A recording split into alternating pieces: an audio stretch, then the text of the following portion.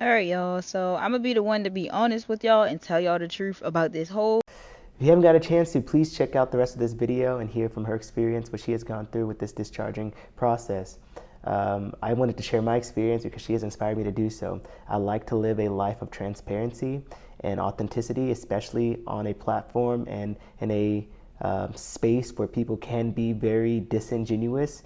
I like to make sure I bring a different kind of vibration energy, and I want to work with people who do the same thing.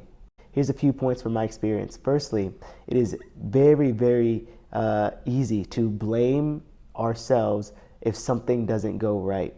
And so it's instead of speaking out and saying, hey, this just didn't work, it's a lot easier to say, well, I just didn't do it right, and I'm the issue, and I'm the problem, and my comprehension is not good enough, and then kind of just get down on yourself because, well, all these other people are seeing good success. Maybe I'm the one who's not doing it right. And so that's one of the first reasons why it's kind of difficult to talk about these topics. The second reason it's difficult to talk about these topics is because just generally, anytime we have failures or supposed failures, it's really easy for the egoic mind to attach our value to this failure. And then, well, what are other people going to think about me? Well, what are they going to say? Or are they going to look at me any differently? Are they going to see this and say, and not take me as serious or see me as a different? And so this is another aspect, another reason why it's a little bit difficult to talk about these things, especially in a public forum where you're super open to criticism, you're super open to people telling you you're not doing that right, or this is so dumb, or whatever. You'd be surprised at how many, when you have such a large following, how many people are constantly trying to correct you or trying to tell you you're doing it wrong, or just saying what you're teaching or what you're sharing is nonsense. And to be fair to the other people, sometimes things need to be corrected. Sometimes questions need to be asked, and they need to be thought through and considered a little bit more. But again, the vulnerability of that and the humility that takes sometimes can be a little bit, again, it can be a little bit difficult, just in general.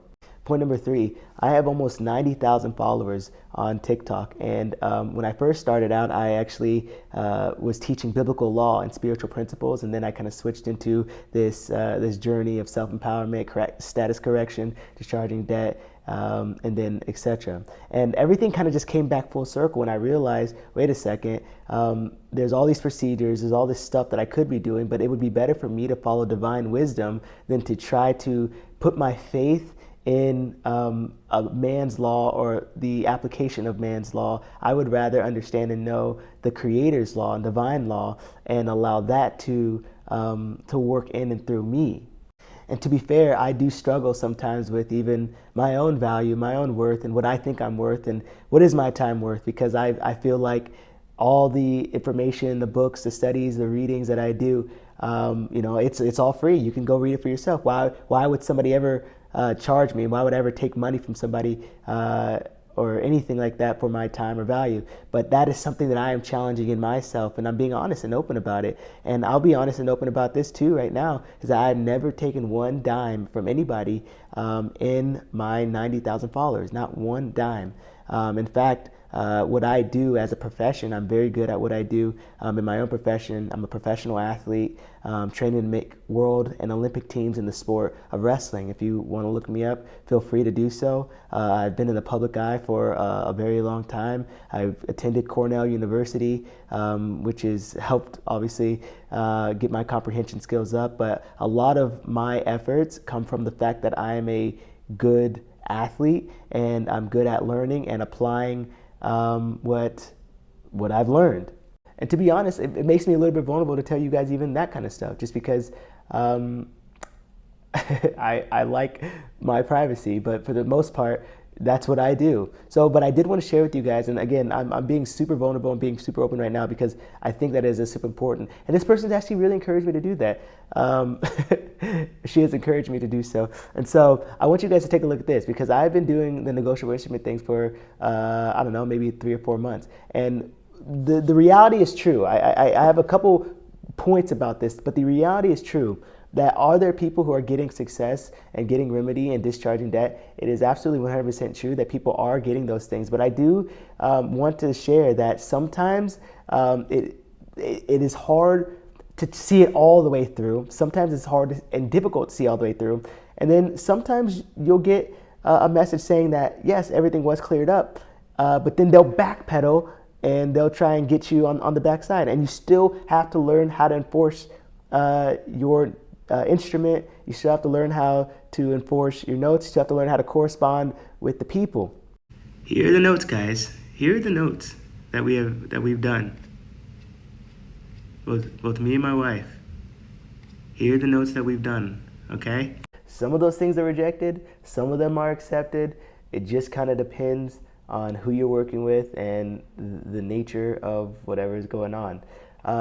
Is it giving me a little bit more confidence in learning how to just continue to correspond with people? Absolutely 100%. When I used to get mail back from people after I sent a note or after I sent a discharge to discharge, my heart would almost like sink, like, oh no, oh, they're coming to get me. No, they have to act cordial with you guys. They have to. Why? Because if they act in a way that is threatening in any manner, they can get in trouble for that. You as the consumer have certain protections. You as the consumer have certain rights. That is super important. If you guys want to see receipts, I'll show you receipts here too. Here's the note I sent. Yes, I know that I messed up the date here. Unfortunate, but yes, here it is. Here's the note I got back. Here they say they were writing in response to the documents that they received for the count noted above. They said, be advised the document such as fraudulent form of payment. They think that this is a fraudulent form of payment. They say that they're familiar with the legal theory set forth in the letter. They consider the schemes to be fraudulent, as does the Federal Trade Commission. They say the arguments have been discredited by the courts and documents are not recognized as valid by any court of law in the United States. They also gave another one saying that the invalid routing in transit because they think that it is a check, even though. So this is the real life stuff that goes on, right? You send something out, and I'll show you this. Watch this. It says that this was closed on this date. Closed, auto loan, closed. Boom, it's all closed. But are they still reaching out to me? And are they still calling me? Yes, of course they are.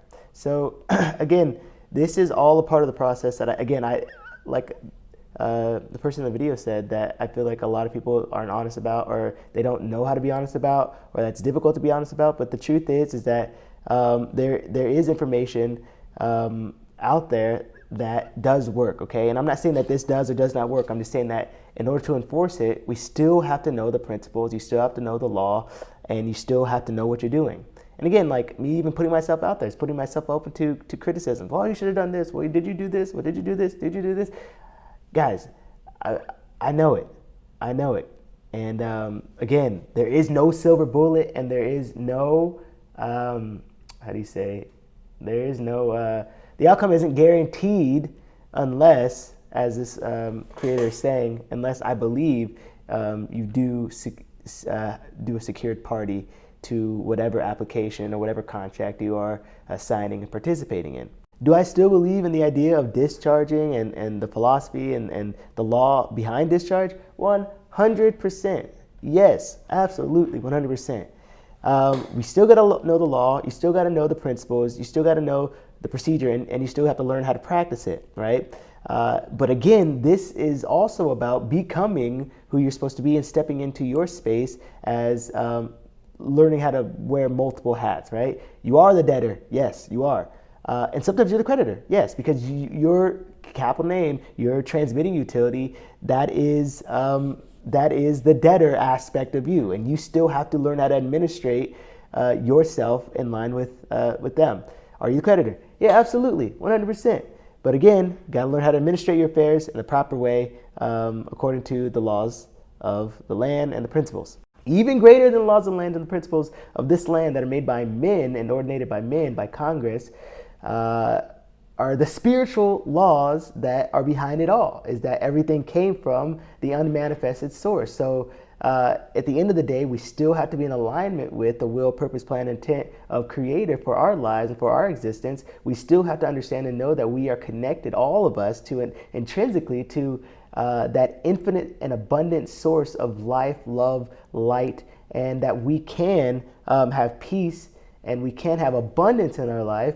And this is also a part of what I've been practicing, the law of prosperity. So I'm sharing with you guys as real and as honest as I can be. I'd love to share more with you guys. Let me know what you guys think in the comments. But much love to you. We'll see you on the next one.